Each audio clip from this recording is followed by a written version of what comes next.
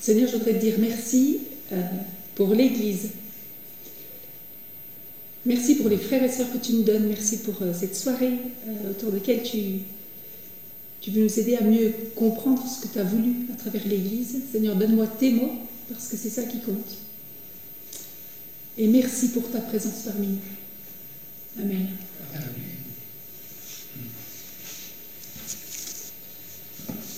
Alors, qu'est-ce que l'Église? Cette question fait suite aux deux dernières, c'est-à-dire il y a 2 mois, on avait parlé, il y a 1 mois, on avait parlé des sacrements, c'est-à-dire de la scène, du baptême, principalement, des actes qui sont faits dans l'Église. Et puis il y a 2 mois, on vous avait parlé de la parole de Dieu. Et on va un petit peu affiner toutes ces questions de manière un petit peu plus précise sur finalement pourquoi l'Église, qu'est-ce que c'est que l'Église, qu'est-ce qu'on fait tous ensemble et est-ce que c'est important. Timothée Keller, il résume cette question qu'est-ce que l'Église dans ce point-là que j'ai mis en bleu. Dieu choisit et se réserve pour lui-même une communauté élue pour la vie éternelle et unie par la foi. Vous verrez que le terme de l'unité, en réalité, il revient tout le long. Une communauté qui aime Dieu, qui le suit, qui écoute son enseignement et qui l'adore. Dieu envoie cette communauté dans le monde afin qu'elle y proclame l'Évangile et qu'elle y préfigure le royaume de Christ, grâce à la qualité de sa vie communautaire et de l'amour qui unit ses membres. Il prend comme verset phare 2 Thessaloniciens 2,13 « Quant à nous, frères et sœurs bien-aimés du Seigneur, nous devons constamment dire à Dieu toute notre reconnaissance à votre sujet, parce que Dieu vous a choisi dès le commencement pour le salut, par la sainteté que procure l'Esprit et par la foi en la vérité. » Alors, ce sont des textes un peu compliqués. Hein. Paul, il écrit des fois de manière très complexe parce qu'il met beaucoup de notions dans très peu de mots. Et je vous propose, alors vous l'avez vu avec le teaser, de réfléchir à 3 points seulement sur l'Église, parce qu'en réalité, on pourrait faire plusieurs soirées sur l'Église. Donc, je vais énormément résumer et j'espère ne pas biaiser, mais forcément, je vais résumer ce que j'ai essayé de lire. On va parler de ce projet de Dieu, la nature de l'Église. Quelle est la nature de l'Église? On va parler des conceptions de l'Église. On a des conceptions différentes. On ne va même pas parler de direction d'Église, hein. Juste de la conception telle qu'on la voit, quelle est la place centrale dans l'Église, qu'est-ce qui est important, et puis de la vision de l'Église, c'est-à-dire les buts. Et là, c'est une partie qui sera un peu plus pratique, et puis je pense auquel vous retrouverez un petit peu ce qu'on essaye de dire depuis longtemps au niveau de l'Église latérale. Le projet de Dieu. En fait, la Bible nous révèle, et ça c'est important parce que parfois on a peut-être tendance à le sous-estimer, que Dieu ne vient pas seulement sauver des individus, il vient sauver une communauté d'individus. Et il est dit, Christ a aimé l'Église. Il a donné sa vie pour elle. Et je trouve que très souvent, en tout cas dans nos milieux évangéliques, on dit, Christ a donné sa vie pour toi. Il l'a donné pour moi, c'est vrai. Hein, mais la Bible affirme aussi que Christ a donné sa vie pour l'Église. Et ça, c'est important parce que ce projet de Dieu de se constituer un peuple, il va commencer dans l'Ancien Testament avec l'élection d'Abraham, avec l'élection de ce peuple d'Israël dans Genèse, et puis il va se poursuivre dans le Nouveau Testament d'une manière très autre, à travers sa mort et sa résurrection. Et lorsque Paul dit « Christ a aimé l'Église », quelque part il nous dit que Jésus meurt pour mes péchés, pour nous réunir dans un corps.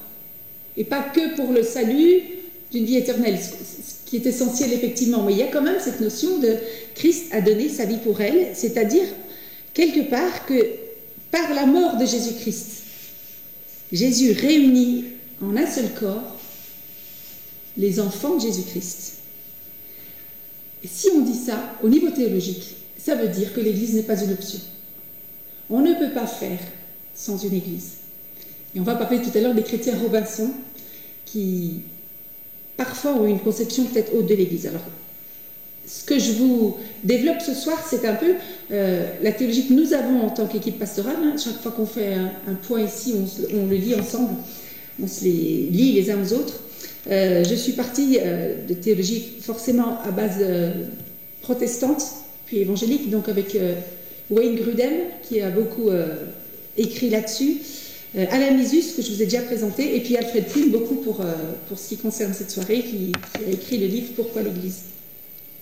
Donc oui, Christ a aimé l'Église au point de donner sa vie pour elle, c'est-à-dire de réunir les chrétiens, et même il édifie son Église, ça c'est Matthieu 16 qui nous le dit.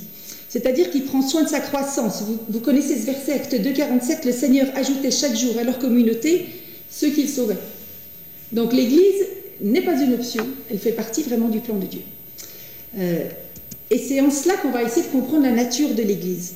Alors le mot Église, il vient, vous le savez probablement tous, du mot grec ecclésia, qui veut dire rassemblement, assemblée. Et c'est un mot que les premiers disciples ont choisi parce qu'il avait un avantage d'avoir deux notions auxquelles les gens pouvaient se référer facilement. Ecclésia, c'est un mot qui est déjà utilisé dans le grec profane, donc tout le monde le connaît. Et dans le grec profane, il signifie vraiment ce rassemblement de citoyens qui sont appelés à discuter des affaires de la cité. Alors ça parle à tout le peuple grec. Et c'est Acte 2 qui nous en parle. Donc c'est un mot qui est connu et qui présente une réalité auquel les gens peuvent mettre du sens. Et puis le deuxième intérêt de ce mot ecclésia, c'est qu'il est la traduction d'un mot hébreu que l'on retrouve dans l'Ancien Testament. Et ce mot hébreu est utilisé chaque fois qu'il est dit que quelque part Dieu convoque le peuple à son écoute. Ça, on trouve dans Deutéronome, dans cette histoire du peuple d'Israël avec Moïse, c'est le mot Kaal, et ça désigne vraiment ce rassemblement cultuel. Chaque fois que le peuple se réunissait pour célébrer Dieu, c'est cette traduction-là qu'on va retrouver dans le mot ecclésia. Et Grudem définit ainsi l'Église. Du coup, l'Église, c'est la communauté de tous les vrais croyants à travers les âges. C'est une définition très large pour parler de l'Église, mais qui parle vraiment de ce rassemblement, en fait. Alors, l'Église, elle a deux sens dans le Nouveau Testament. Elle a un sens universel. Le sens universel de l'Église, c'est l'ensemble, c'est un petit peu cette définition de Grudem, de tous les croyants, de tous les temps, de tous les lieux. Ça, c'est l'Église avec un grand E, comme on aime dire, souvent chez nous. Mais elle a aussi un sens local. Et en fait, si on lit le Nouveau Testament, on s'aperçoit que les apôtres écrivent toujours à des églises très locales. Donc il y a bien une réalité très locale de cette grande Église universelle. Donc il y a les deux sens derrière le mot Église. Et Alain Misis dit de cela, l'Église universelle, c'est l'ensemble de ceux qui mettent leur foi dans le vrai Dieu. Par conséquent, sa composition exacte est connue de lui seul. Dieu seul connaît l'Église universelle. Une partie de cette Église universelle est déjà au ciel. Les chrétiens qui ont déjà rejoint Jésus-Christ, en attente de la résurrection des morts. Et une autre partie est sur terre, c'est l'ensemble des chrétiens nés de nouveau. L'Église locale est une traduction concrète, sous la restriction du temps et de l'espace, de cette Église universelle. Donc l'Église locale et l'Église universelle sont vraiment liées l'une à l'autre. Et ce double sens, cette double nature de l'Église nous amène à une autre double nature de l'Église, c'est-à-dire que l'Église a une nature invisible et une nature visible. Je vais le reprendre rapidement, mais vous allez vous y retrouver très vite. L'Église invisible, c'est l'Église telle que Dieu la voit. Seul Dieu peut voir dans les cœurs. On rejoint cette idée d'Église véritable, cette Église universelle, c'est celle que Dieu voit, invisible à nos yeux, visible aux yeux de Dieu. L'Église invisible, c'est vraiment celle que Dieu peut voir. Et là, on se base sur Hébreux 12. Luther va parler de l'Église cachée, dans le sens où il parlait de cette chrétienté spirituelle intérieure. C'est cette Église, c'est cette spiritualité, c'est ce qu'il y a au fond de nos cœurs, qui font de nous les croyants. Et elle est là, cette nature invisible de l'Église. Et en fait, les réformateurs ont beaucoup insisté sur cette nature-là de l'Église, en particulier Martin Luther et Jean Calvin, parce qu'ils voulaient s'opposer à une conception catholique romaine qui disait que seul le projet visible de l'Église catholique romaine était l'Église véritable. Donc les réformateurs ont vraiment insisté sur le fait de dire l'Église, elle est bien plus que l'Église catholique romaine. L'Église, elle est ce que seul Dieu peut voir, c'est-à-dire au fond les cœurs. Et ils vont donc vraiment insister sur cette notion d'Église invisible. L'Église visible, c'est l'Église telle que les chrétiens la voient. Les chrétiens, pourquoi pas le monde, parce que le monde n'est pas censé pouvoir juger sur les affaires spirituelles. Donc l'Église visible est vraiment l'Église telle que nous la voyons. Et cette Église, eh bien, c'est là que ça va créer des difficultés au niveau des théologies et des conceptions de l'Église. En parlant de cette Église visible, c'est-à-dire, on peut un petit peu la définir par rapport à l'Église locale, Augustin a écrit il y a en réalité beaucoup de brebis hors de l'Église et beaucoup de loups en dedans. Calvin estime qu'il y a en plus des élus de Dieu des hypocrites. Mais lui, il en conclut que par absence de connaissance des cœurs, il faut inclure tout le monde. C'est le point de vue calviniste. Et Zwingli va aller dans le même sens et il va parler de l'Église visible comme étant un corps mixte, formé d'élus et de non-croyants. Et pour Zwingli, c'est une logique parce qu'on est dans cette réalité eschatologique, c'est-à-dire de la fin des temps du déjà et pas encore. On est déjà avec Jésus-Christ, parfait en Jésus-Christ, justifié, mais en même temps, pas encore complètement libéré du péché. Donc, l'Église visible est une communauté mixte d'élus et de non-croyants et de pécheurs pardonnés. Et c'est cette approche de l'Église visible mixte qui va donner naissance au mouvement radical des anabaptistes à l'époque et qui va conduire au séparatisme. Je vous ai mis les références pour les articles si ça vous intéresse. Parce qu'à ce moment-là, les défenseurs de la théologie anabaptiste, ils sont convaincus que l'Église doit vivre plus qu'une réforme. On est en plein dans la réforme là. Pour eux, l'Église doit vivre plus qu'une réforme, elle doit vivre une restitution. C'est-à-dire qu'on doit rendre à l'Église la pureté des saints, c'est-à-dire une Église sans tache et sans ride. Et ils sont convaincus de cela, les anabaptistes, à ce moment-là, parce qu'ils sont convaincus aussi qu'ils sont vraiment en train de vivre la fin des temps. Donc pour eux, il est essentiel que l'Église se sépare de tout ce qui est organisation étatique, qu'elle retrouve de la pureté. Et c'est pour ça que ça va conduire à ce mouvement du séparatisme à ce moment-là. C'est là que les anabaptistes vont déclarer que la citoyenneté du chrétien, c'est le ciel. Ce sont des thèmes qu'on connaît aujourd'hui, dont on parle souvent. Ce sont les thèmes chers aux anabaptistes qui sont la restauration, l'Église restaurée, l'Église restituée dans la pureté, l'Église qui se sépare, l'Église qui s'identifie au royaume de Dieu. Ce que Calvin va reprocher aux anabaptistes de l'époque, c'est de mélanger Église universelle et Église locale, Église visible et invisible. Parce qu'il va quelque part dire aux anabaptistes, si on résume un tout petit peu, qu'on ne peut pas retrouver la même chose dans l'Église invisible et l'Église visible, parce que l'Église visible, elle est entachée. Or, les anabaptistes voulaient que l'Église visible soit le plus proche de l'Église invisible. Donc, elle doit être avant tout sans tache et sans ride. Alors, ça met du boulot pour nous qui sommes dans l'Église, si vraiment on a cette vision-là de l'Église qui doit être pure. Et il y a donc ce fort accent qui est mis sur l'exigence de la pureté. Ce que Calvin va mettre en avant à ce moment-là, et qu'on va retrouver un peu aussi dans notre théologie, vous voyez que c'est intéressant de voir d'où viennent les mouvements, parce que finalement, on prend un petit peu de tout, on reste dans le christianisme bien évidemment là, mais dans ce protestantisme, c'est que pour Calvin, ce n'est pas la pureté des chrétiens qui fait la pureté de l'Église, c'est l'œuvre de Dieu. Et que, alors, vous l'avez vu avec Philippe Klopfenstein le mois dernier, soit on considère l'Église comme une assemblée de purs, purifiés, soit une assemblée de pécheurs pardonnés. Et voilà, on met la balance où on veut. En tout cas, nous croyons que l'Église locale n'est pas une Église de purs, mais une Église de pécheurs pardonnés, qui sont appelés à devenir purs. Et nous pensons réellement que l'Église a un rôle, c'est celui d'œuvrer à la sanctification de chaque chrétien. C'est-à-dire d'aider chaque chrétien à s'approcher au mieux de cette Église sans tache et sans ride. Mais à la base, cette nature visible est encore éloignée de la nature invisible.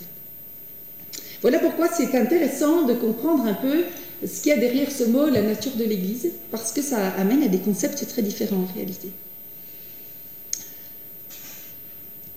Donc, qui dit nature de l'Église, nous conduit à savoir de quelle église on fait partie en réalité. Est-ce qu'on est membre de l'église universelle ou est-ce qu'on est membre de l'église locale? Est-ce qu'on est membre des deux? Est-ce qu'il faut en choisir une? Est-ce qu'il y en a une qui est meilleure que l'autre? Puisque finalement, il y a ces deux natures. Alors pendant de nombreux siècles, en tout cas du 4e au 15e, on a pensé que la meilleure manière d'être chrétien, c'est d'être ermite. Et l'ermite était vraiment considéré comme celui qui était le plus proche de Dieu, c'est-à-dire celui qui se séparait vraiment de tout ce qui pouvait apporter des tentations particulières. Et je crois qu'aujourd'hui, voilà, si autrefois l'ermite était considéré comme le chrétien idéal, aujourd'hui on a peu d'ermites, mais on entend encore très régulièrement des gens dire moi j'ai pas besoin de l'église, je veux vivre ma foi seule. C'est un peu être ermite. On entend je suis chrétien mais je vis ma foi de mon côté. Ou encore Jésus, oui, l'église non. Elle m'a trop déçue, je ne m'y retrouve pas. Beaucoup de gens pour qui l'église est une option vont citer Christ seul me suffit. C'est pas écrit Christ et l'église. Donc il y a des conceptions actuelles qui font que certains chrétiens choisissent d'être membres de l'église universelle, c'est-à-dire je fais partie de l'église des chrétiens, de l'Assemblée de Dieu, mais pas de l'église locale. Et Alfred Kuhn, il appelle ça les chrétiens Robinson, seuls sur leur île. Le problème, c'est que l'église, on l'a vu tout à l'heure, c'est le projet de Dieu. C'est-à-dire que si on s'éloigne de ce projet, on s'éloigne vraiment de la volonté de Dieu pour chaque chrétien. On est membre de l'église universelle, effectivement, mais on ne peut pas le faire autrement que d'être membre d'une église locale. Et on va le voir là assez de manière logique. Donc Alfred Kuhn, lui, il trouve que ce qui frappe dans le christianisme actuel, c'est son caractère volontairement individualiste. En fait, on quitte ou on critique l'église dès qu'on se rend compte de son imperfection. Et on choisit, je le cite là, on choisit de faire volontairement sans elle. Alors, effectivement, la Bible fait le constat, alors il n'y a même pas besoin de lire la Bible, il suffit de venir dans une église, il n'y a aucune église parfaite. Il suffit de lire tous les conseils que Paul essaye d'écrire, tous les avertissements qu'il envoie aux églises, il suffit de lire les premiers chapitres de l'Apocalypse, c'est 7 lettres aux églises, et on s'aperçoit qu'il n'y a aucune église parfaite, seulement de cette réalité, il y en a une autre, c'est que Dieu a voulu l'église, invisible et visible. Donc elle fait partie du projet de Dieu pour les chrétiens. Et refuser de faire partie de l'église, c'est refuser de faire partie du plan de Dieu pour nous. Dire je n'ai pas besoin de l'église ou l'église m'a déçu, du coup je n'y vais plus, c'est une façon de voir, mais pour Alfred Kuhn c'est une façon déguisée de ne pas avoir envie de s'y engager parce que de ne pas vouloir avancer dans la réalité de mes frères et sœurs impactés par le péché. C'est-à-dire que quelque part je subis le péché chez l'autre, tout comme l'autre subit le péché chez moi, et ça même à l'église. Mais l'église est le lieu où on apprend à vivre la communion malgré cela. Et il dit, en réalité, ceux qui ont été frustrés involontairement de la vie communautaire soupirent généralement après elle. Et ils profitent de chaque occasion de s'en réjouir. Lorsqu'on entend les chrétiens persécutés ou ceux qui nous ont rejoints dernièrement, qui parlent de cette église qui a été fermée, ils soupirent effectivement à retrouver cette communion fraternelle. Et je crois vraiment que la Bible nous invite à faire partie, à nous engager d'une église locale, aussi imparfaite soit-elle. Donc on est membre de l'église universelle et membre de l'église locale. Et pourquoi est-ce qu'il faut se joindre à une église locale? Eh bien, je vais aller très vite, mais parce que Jésus-Christ a institué l'église, je l'ai dit. Matthieu 16, 18, je bâtirai mon église. Quand Jésus parle de ça, il ne parle pas que de l'église universelle. Hein. Il va même donner il va y avoir plein de versets qui vont pouvoir avertir, donner des conseils. Il va même parler de pouvoir exclure des membres. Donc si on exclut des membres, c'est donc qu'il y a eu membres, c'est donc qu'on parle d'une église locale. Il y a ce verset que j'ai cité tout à l'heure, le Seigneur ajoutait chaque jour à l'église ceux qui étaient sauvés. Donc oui, Jésus-Christ a institué l'église dans sa nature visible et invisible, c'est-à-dire dans sa nature universelle et locale. Jésus-Christ l'a institué, mais le Saint-Esprit l'a constitué. Et ce que j'ai trouvé vraiment merveilleux en faisant cette étude, c'est qu'en fait, l'Église est une conception trinitaire. C'est-à-dire que vraiment, Jésus-Christ l'a institué, mais sans le Saint-Esprit, c'est impossible de faire l'Église. Et ça, on va y revenir tout à l'heure. C'est vraiment impossible de vivre ensemble la communion telle que Dieu l'a pensée si le Saint-Esprit ne nous aide pas. C'est le postulat de base, mais ce n'est pas un postulat qui doit nous faire quitter l'Église. C'est un postulat qui doit nous aider à nous engager pleinement en ayant conscience de ça. 1 Corinthiens 12, 13, nous avons tous été baptisés par un seul esprit en vue de former un seul corps. On a besoin du Saint-Esprit. À la Pentecôte, l'action du Saint-Esprit, c'est 3000 conversions. Et juste après, le verset suivant, c'est la création de l'Église. Tous d'un commun accord persévéraient dans. Et c'est là qu'apparaissent les premières notions de l'Église. Dès qu'il y a une conversion, il y a une Église locale. Donc oui, il y a des raisons de se joindre à l'Église locale. Les apôtres étaient membres d'églises locales.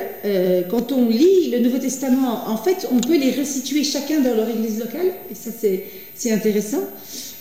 Pierre se présente comme un des membres de l'église de Jérusalem. On est dans Acte 12. Ensuite, il fait aussi partie à un moment donné de l'église d'Antioche. C'est-à-dire qu'il change d'église locale. On est dans Galates. Et vers la fin de sa vie, il salue de la part de l'église de Babylone où il est ancien. Donc, les apôtres sont membres d'églises locales. Et ce que j'ai trouvé beau aussi, c'est de voir que lorsque les disciples de Jésus et les apôtres ont été envoyés en mission, ils sont envoyés au nom d'une église locale. Et quand ils reviennent de leur mission, ils reviennent dans leur église locale. Je vous ai mis toutes les références, mais je vous lis Acte 14, 27. Après leur arrivée, c'est-à-dire qu'ils sont revenus, Acte 9 et 15, ils partent. Après leur arrivée, ils convoquèrent l'église et racontèrent tout ce que Dieu avait fait avec eux. Et ils demeurèrent assez longtemps avec les disciples. Donc l'église locale fait vraiment partie concrète de cette église des apôtres, de cette vie des apôtres, et tout ce qui s'y passe et leur envoi dans la mission, elle ne se fait pas tout seul, elle se fait vraiment avec une église derrière eux. Et ça, c'est une réalité sur laquelle on trouve qu'il est important d'insister. Et puis on le voit aussi que les apôtres ont fondé des églises locales partout où ils étaient. L'église n'est pas que pour des nouveaux convertis. L'église, elle est vraiment pour tout chrétien. Parce que c'est là qu'on y grandit. Et c'est important de ne pas avancer isolé en tant que chrétien. On a tous besoin d'une église locale et l'église locale a besoin de chacun de nous. On ne peut pas avancer isolé, ça fait partie du plan de Dieu. Je vais vous citer deux auteurs qui, je trouve, ont bien résumé tout cela. Alain Lisus a dit « Tout comme nous naissons au sein d'une famille biologique, notre nouvelle naissance spirituelle est l'occasion pour nous de rejoindre une famille spirituelle. » C'est-à-dire qu'aucun de nous n'est arrivé du hasard, tout seul, sans parents ni rien, en se disant « je me suis fait toute seule » ou « voilà, je grandis tout seul ». Mais c'est exactement pareil pour la vie spirituelle, on ne peut pas avancer seul. C'est Éphésiens 4 qui le dit, il a fait don de ses hommes pour que ceux qui appartiennent à Dieu soient rendus aptes à accomplir leur service en vue de la construction du corps de Christ.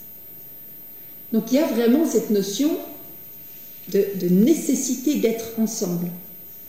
Et Alfred Kuhn l'écrit autrement, mais je ne l'ai pas mis.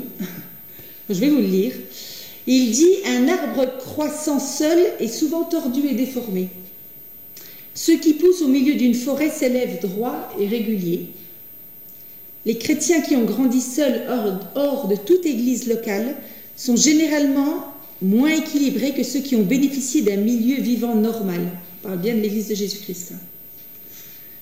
Nous avons besoin de la communion fraternelle avec des frères et des sœurs de toutes conditions, de tout âge, de tout niveau culturel et social et intellectuel. Seule une église locale peut nous offrir ce cadre dans la liberté et le respect mutuel. Il va loin, puisqu'il dit que, je vous le cite, vous avez le droit d'être d'accord ou pas, mais qu'en réalité, si on grandit seul dans la foi, on peut grandir plus facilement tordu, c'est-à-dire pas à l'abri du vent, en fait, et des différentes doctrines. Alors, à quoi ressemble l'Église telle que Jésus-Christ l'a instituée? À quoi ressemble une Église dans laquelle on doit avancer ensemble pour grandir droit? Alors, on parle de l'Église telle que Dieu la pensée est conçue, hein, et je trouve que c'est bien, ça nous donne des objectifs et ça nous montre tous les efforts qu'on doit encore faire pour arriver à cela. Je vous rappelle qu'on ne mélange, enfin, on ne confond pas l'Église invisible et l'Église visible. En fait, la Bible, pardon, a utilisé énormément d'images pour expliquer ce qu'était l'Église. Et je vais en garder que 4, parce qu'il y en aurait beaucoup d'autres. Mais en ces 4 images, vous allez voir qu'on comprend encore mieux ce que Dieu a voulu en créant l'Église. Une des premières images que la Bible utilise pour parler de l'Église, c'est la famille de Dieu.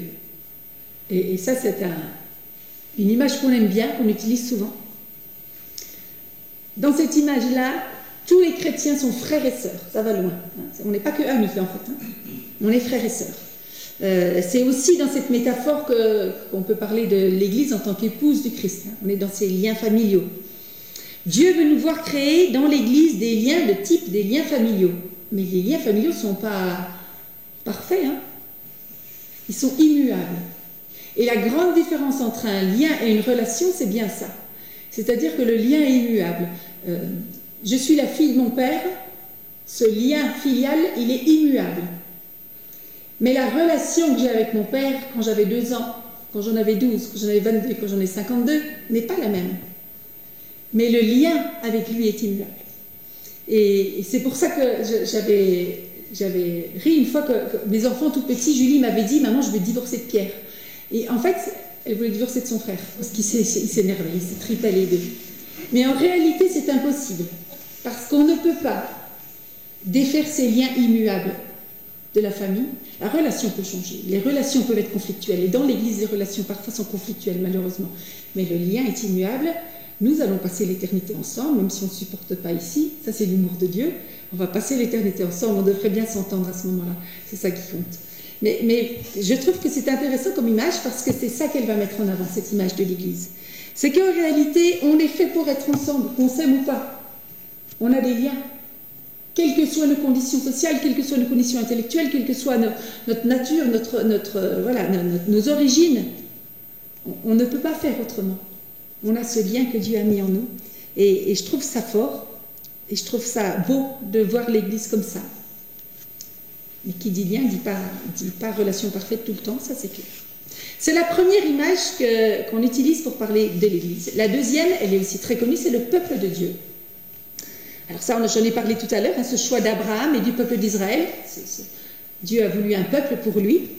Il a consacré ce peuple, et puis plus tard, les prophètes ont averti et informé le peuple juif que ce peuple allait s'agrandir pour accueillir les non-juifs.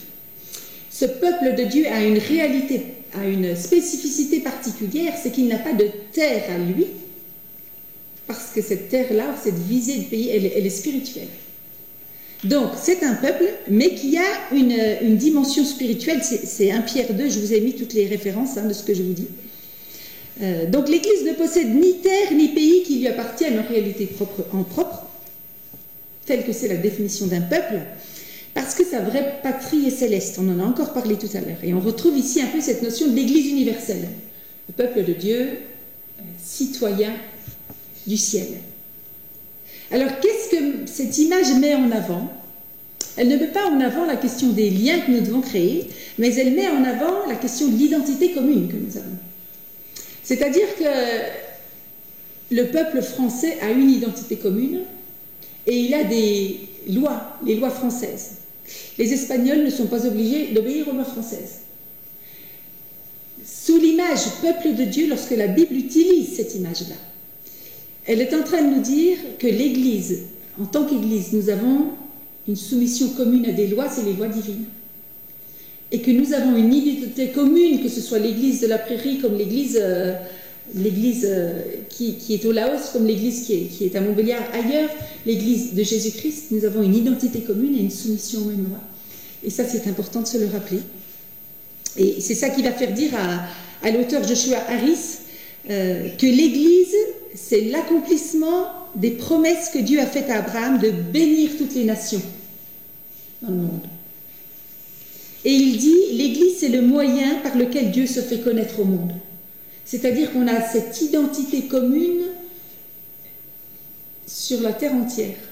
Le peuple de Dieu a une identité commune et une soumission aux mêmes lois, que je sois chrétien ici, ou chrétien au Laos, ou chrétien à Madagascar, ou chrétien où vous voyez, chrétien, on a cette même soumission et cette même identité.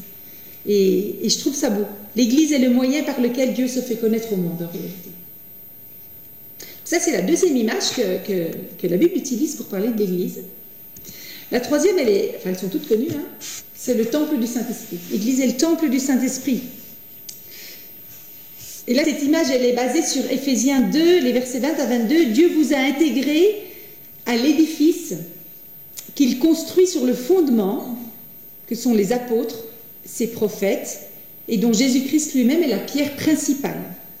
En lui, toute la construction s'élève, bien coordonnée, on parle bien de l'Église, hein, afin d'être un temple saint dans le Seigneur et uni au Christ. Vous avez été intégrés ensemble à cette construction pour former une demeure où Dieu habite par l'Esprit. Nous sommes le temple du Saint-Esprit, la demeure de Dieu. Et quelle est l'idée qu'il y a derrière cette image-là, cette métaphore de l'Église? Il y a vraiment cette idée de la sainteté. Une exigence de sainteté. Alors on rejoint là le début du mouvement anabaptiste, une église sans tache et sans ride, une église pure. Des fois c'est bien de se rappeler que l'église, elle doit avoir une exigence de sainteté, parce qu'on est en présence de Dieu.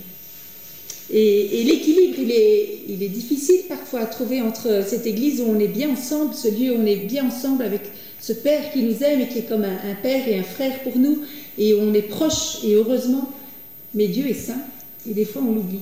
Et ce que je trouve extraordinaire quand on étudie la parole de Dieu, c'est de voir, si on s'arrête à tout cela, qu'en réalité l'image est beaucoup plus complexe qu'on ne le pense.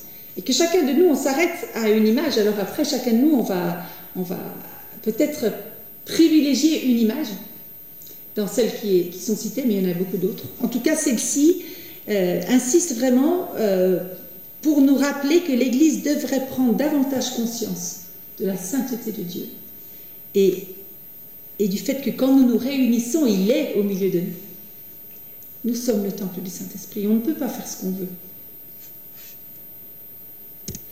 Et puis la dernière image dont je voudrais vous parler ce soir, c'est l'image du corps de Christ. C'est l'image préférée des anabaptistes. Ils vont beaucoup centrer leur théologie sur cette image-là. C'est Paul qui utilise cette métaphore et il l'utilise dans deux sens, on va les voir les deux. Le corps, c'est l'Église, la tête, c'est Christ. Ça, c'est je ne sais plus quel verset, mais vous le connaissez aussi. Je vais vous les retrouver tout à l'heure.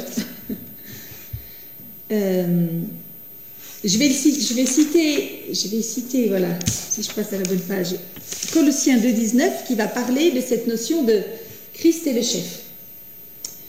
Il refuse de s'attacher au Christ qui est le chef, la tête. C'est de lui que le corps tout entier tire sa croissance, comme Dieu le veut, grâce à la cohésion et à l'unité que lui apportent les articulations et les ligaments. Je redis le début, Christ est le chef, la tête. C'est de lui que le corps tout entier tire sa croissance. Donc Paul va utiliser cette image du corps de Christ pour dire que, en fait, le corps c'est nous, mais Christ c'est la tête. Ça dit beaucoup de choses, hein. C'est-à-dire que c'est pas à nous de penser tout seul. C'est-à-dire que l'Église ne doit fonctionner qu'avec la tête, Christ. Et que qui est le chef de l'Église, c'est vraiment Christ. Et ça, c'est quelque chose qu'on répète souvent. Et sur lesquels il y a cette théorie, et puis après, il y a la mise en pratique, et qu'il est vraiment important de toujours rester sur cette notion de Christ est le chef de l'Église. C'est lui qui l'a conçu, c'est lui qui l'a pensé. Aucun de nous n'est chef de l'Église. En fait, c'est vraiment Christ qui est la tête. Et puis, dans 1 Corinthiens 12, Paul reprend cette même image du corps de Christ, mais il va la développer sous d'une autre manière, et il va parler de ses membres, tous différents. Hein. Tous sont-ils des yeux, tous sont-ils des oreilles, tous sont-ils... Non, on est tous différents. Et il utilise cette image du corps de Christ pour parler de la diversité, mais pas que de la diversité. On n'est pas que différents, on est interdépendants. C'est-à-dire que les yeux ne peuvent pas faire sans les oreilles, et que les mains ne peuvent pas faire sans les pieds. Et l'interdépendance, elle est encore plus précieuse que la diversité en réalité. Parce que souvent, la diversité dans l'Église, on est assez d'accord. L'interdépendance, on a plus de mal. Or, le corps ne peut pas fonctionner, un organe ne peut pas fonctionner sur les autres. Et ce que je trouve beau dans cette image, c'est que chacun a sa place. Parce que chacun a vraiment des dons différents. Et c'est cette image du puzzle où s'il manque une pièce du puzzle, le puzzle n'est pas complet. Vous n'allez jamais acheter un puzzle s'il manque une pièce. Parce que c'est nul, un puzzle où il manque une pièce, même si c'est le coin. Donc on a vraiment besoin de cette diversité. Et toutes ces images, je trouve, nous montrent combien ce projet de Dieu, il est vraiment extraordinaire. Et Dominique Angers dit « Dieu veut nous émerveiller par la communauté que nous formons ». Moi, je trouve ça encourageant. Parce que souvent, on est découragé par l'Église. On est découragé par les frères et sœurs, on se laisse décourager. On critique. On n'y voit plus que le mauvais. Mais des fois, on est pareil dans nos familles. Hein, on n'a pas besoin d'être dans du spirituel. On ne voit plus que le mauvais chez l'autre à un moment donné. Mais en réalité, Dieu veut nous émerveiller par la communauté que nous formons. Et c'est bon de se le rappeler. Moi, ça m'a fait du bien de me le rappeler encore ce soir. Voilà un petit peu pour cette nature de l'Église, ce projet de Dieu, se constituer un peuple. Ça va pour vous? Ouais.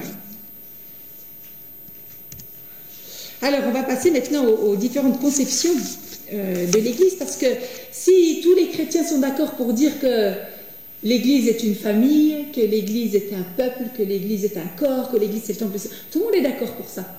Une fois qu'on parle de la conception et de comment on l'imagine dans le concret, c'est là que plus personne n'est d'accord. Donc on va essayer de voir les grandes conceptions du christianisme, c'est-à-dire la conception catholique romaine de l'Église, la conception orthodoxe et la conception protestante avec les branches qui vont en découler. La conception catholique, pour commencer, alors pareil, hein, je résume en 3 minutes quelque chose qui pourrait prendre des années, hein. Donc ne m'en voulez pas de mes résumés. Le catholicisme, il a été souvent caractérisé par une conception hiérarchique. Il y a encore, hein, mais l'Église, c'est une société hiérarchique avec à sa tête le pape. Et il est considéré d'ailleurs comme le successeur de l'apôtre Pierre, ceci à partir du verset de Matthieu 16, « Tu es Pierre et sur cette pierre je bâtirai mon Église ». Et le pape a été présenté vraiment comme celui qui est devenu l'apôtre suivant, en fait, en réalité. Sur cette pierre je bâtirai mon Église, il faut donc quelqu'un, et c'est ce qu'on a appelé le dogme de l'infaillibilité pontificale. Et c'est basé vraiment sur ce verset. Les documents du XIXe siècle présentent l'Église comme une société où le chef des évêques est chef par droit divin. Ça vient directement de Dieu.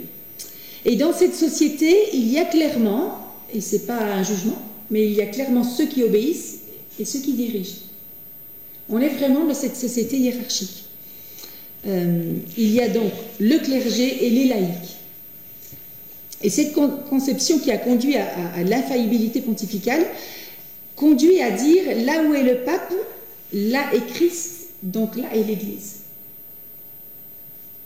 Puisque Pierre était le fondateur de l'Église, il en est conclu au niveau théologique qu'il faut une pièce maîtresse.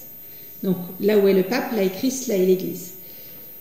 C'est le pape qui définit la doctrine de l'Église et ses déclarations sont irréformables, puisqu'il y a cette fonction pyramidale.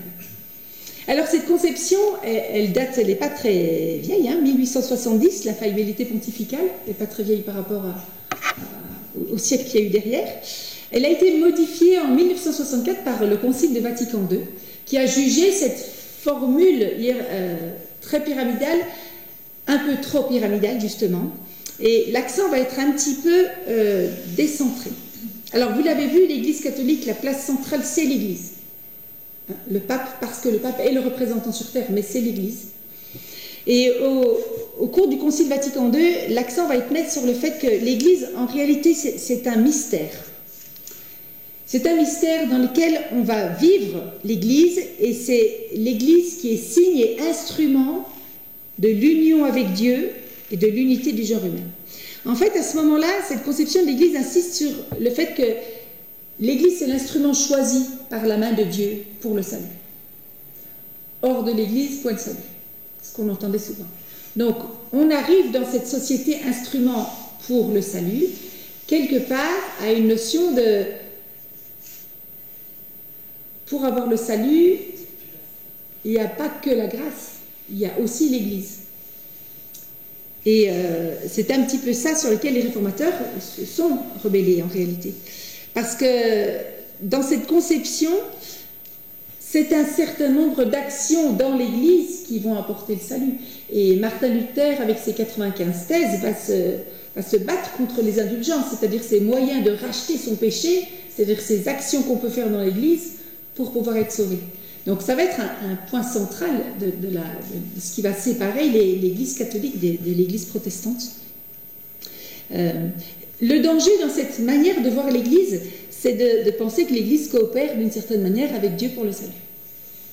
Et c'est cela que les réformateurs vont vraiment combattre.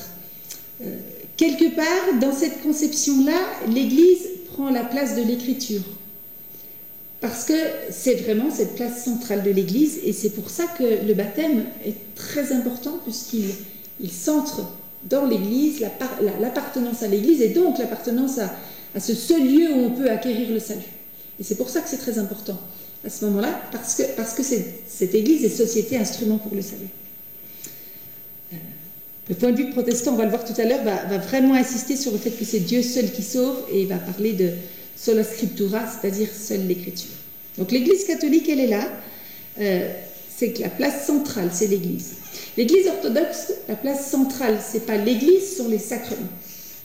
Il y a peu de différence avec la théologie catholique, sauf que la reconnaissance du pape n'est pas la même dans l'Église orthodoxe. Le pape n'est pas reconnu comme étant infaillible et le seul qui peut diriger l'Église. Donc son infaillibilité n'est pas reconnue. Peut-être pour un petit peu les comparer l'une et l'autre, l'Église catholique, pour l'Église catholique, c'est l'Église qui compte, et dans l'Église, on va pratiquer les sacrements. Pour l'Église orthodoxe, ce sont les sacrements qui comptent, et le sacrement des sacrements, c'est la scène.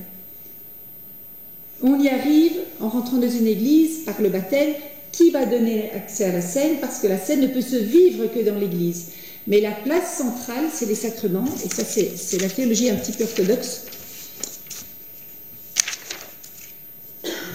qui ont un rapport beaucoup plus mystique à l'église. Ce sacrement, c'est ce qu'ils appellent l'Eucharistie. Alors, ils parlent de synaxe eucharistique.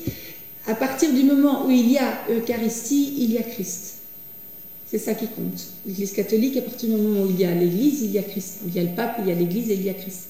Chez les orthodoxes, c'est cette place centrale des sacrements qui va compter. On entre dans l'Église par le baptême, qui donne accès à la scène, le sacrement des sacrements. L'Église est là où l'évêque célèbre l'Eucharistie. Il y a vraiment cet accent qui est mis sur cette scène.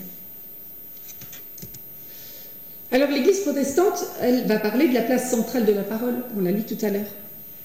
Et on va voir deux conceptions un petit peu différentes qui vont être la conception réformée et la conception professante.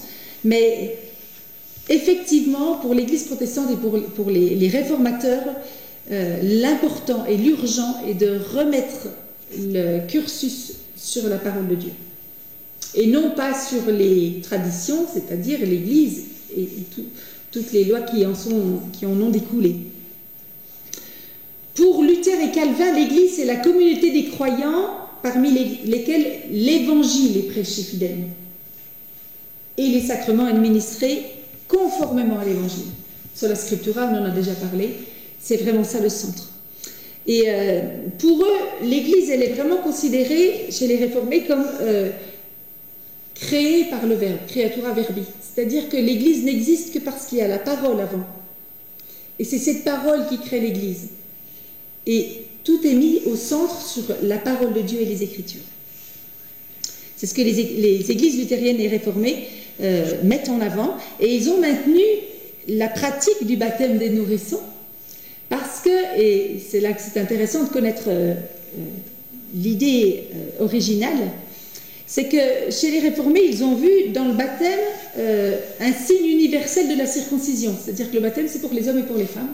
La circoncision n'était que pour les hommes. Donc, on en vient à un signe universel. Et ce baptême des nourrissons, il est important de le faire tout de suite parce que c'est juste pour eux le signe de l'antériorité de la grâce. Contrairement aux églises de professants qui vont dire « c'est moi qui décide que je suis Jésus-Christ et qui me fait baptiser ». Pour l'église luthérienne, le baptême est donné avant même la décision humaine et personnelle pour prouver l'antériorité de la grâce, parce que c'est Dieu qui décide en premier. Et c'est dans ce sens-là que le baptême des nourrissons est compris dans l'église réformée. Mais c'est pas tout à fait tort. Totalement. Mais là, je ne parle pas de gens qui ont tort ou pas tort. On essaie d'expliquer d'où viennent les idées, justement. Et c'est très intéressant de voir qu'en fait, il y a du bon dans tous. Et l'important, c'est vraiment d'être l'église de Jésus-Christ. Mais oui, ils n'ont pas tout à fait tort, totalement.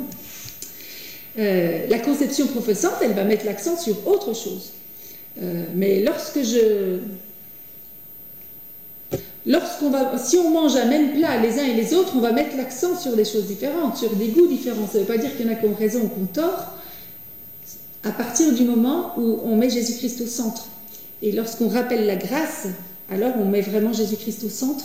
Et c'est peut-être ça qui va nous différencier de l'Église catholique, où on ne va pas mettre l'Église au même niveau que l'action de Christ. Et dans l'Église protestante, effectivement, la place centrale, c'est la parole. Alors la conception professante, c'est-à-dire cette expression publique de la foi, c'est là que l'accent va être mis. Et c'est pour ça que les églises professantes pratiquent le baptême d'adulte. Parce qu'ils vont mettre l'accent sur le fait que je déclare que j'appartiens à Jésus-Christ. C'est ce qu'on appelle les églises professantes. La majorité des églises évangéliques sont des églises professantes.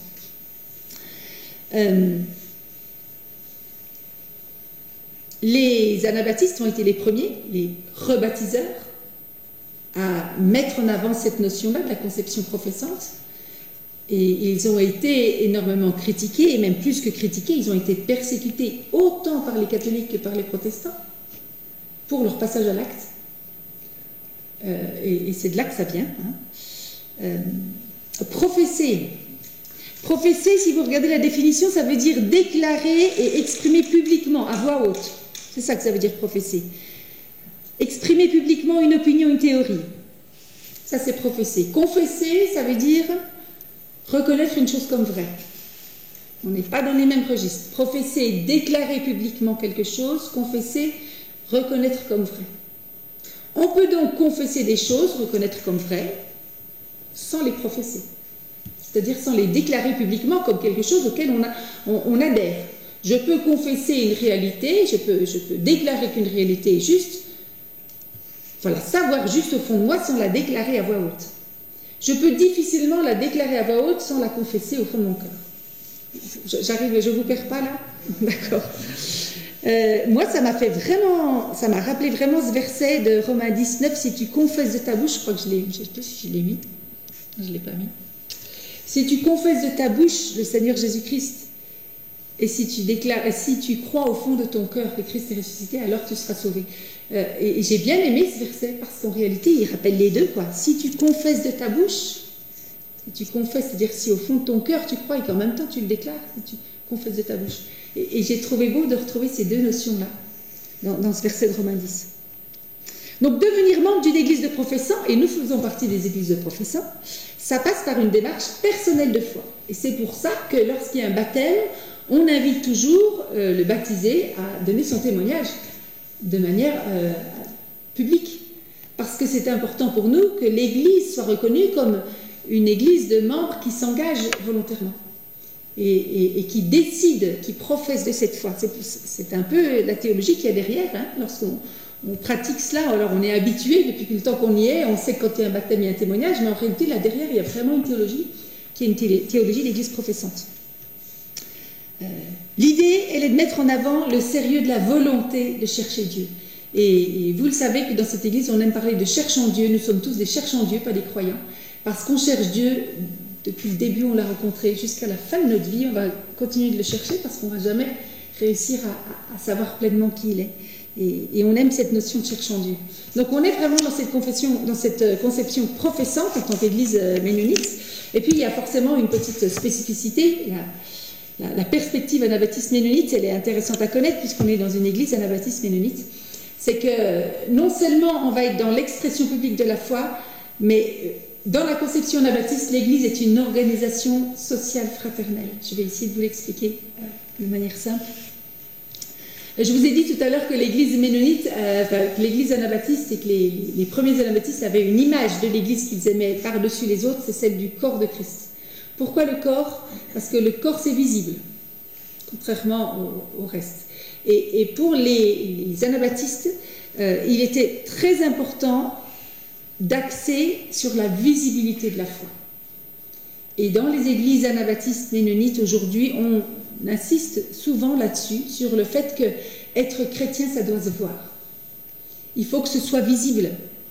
Et participer à une église locale, ça signifie prolonger de manière visible, pour le monde, le ministère de Jésus-Christ. Et on se base là sur Jean 17, 18, comme tu m'as envoyé dans le monde, moi aussi je les envoie.